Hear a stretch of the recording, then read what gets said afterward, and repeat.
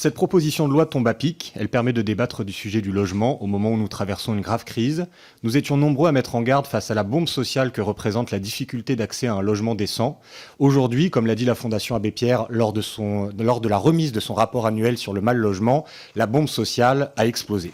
12 millions de familles qui sont en situation de fragilité par rapport au logement, 3,5 millions de ménages qui souffrent du froid dans leur logement, soit qu'il est mal isolé, soit que le prix du chauffage est trop élevé, 2,6 millions de demandeurs de logement social, un record, avec des familles qui attendent parfois des années qu'une proposition soit faite, et aussi, ne l'oublions pas, 300 000 personnes sans domicile fixe, un chiffre qui a doublé en 10 ans. Dans ce moment d'une singulière gravité, quel a été le choix du gouvernement? La provocation. Provocation en nommant un ministre du Logement, un député, Guillaume Kasbarian, qui s'est fait connaître en réclamant une peine de prison pour les locataires pauvres qui n'arrivent pas à payer leur loyer.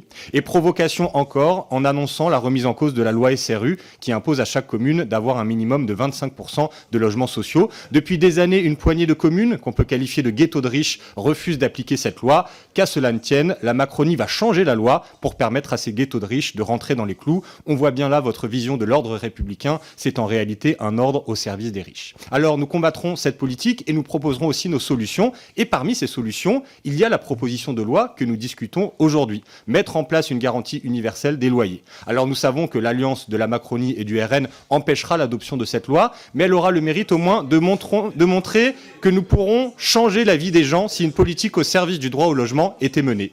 La garantie universelle des loyers, c'est une mutualisation des risques, c'est une forme de sécurité sociale avec un triple avantage. Pour les petits propriétaires qui ont l'assurance que leur loyer soit payé, quelle que soit la difficulté des locataires. Pour les locataires en difficulté qui ne se voient pas exonérés de leur responsabilité de payer le loyer, mais qui bénéficient d'un accompagnement social pour sortir par le haut de leurs difficultés. Et enfin, un avantage pour les futurs locataires, car disons-le clairement, dans un marché du logement très tendu, il existe une inégalité insupportable qui est celle de la demande de caution de la part des bailleurs. Quand plusieurs locataires sont en concurrence, en particulier parmi les jeunes, il faut le dire clairement, celui qui décroche le logement, c'est celui qui a les parents les plus riches. Mettre en place une garantie universelle des loyers permettra de supprimer ce système de caution privée et de faire disparaître cette inégalité insupportable. Je comprends que du côté de la Macronie, quand plus de la moitié des membres du gouvernement est composé de millionnaires, les problèmes de caution, ce n'est pas forcément la priorité. Mais pour nous, les Insoumis, c'est un combat important. Dans notre devise républicaine, il y a le mot égalité et cela doit s'appliquer tout le temps, y compris dans la recherche d'un logement. Je vous remercie.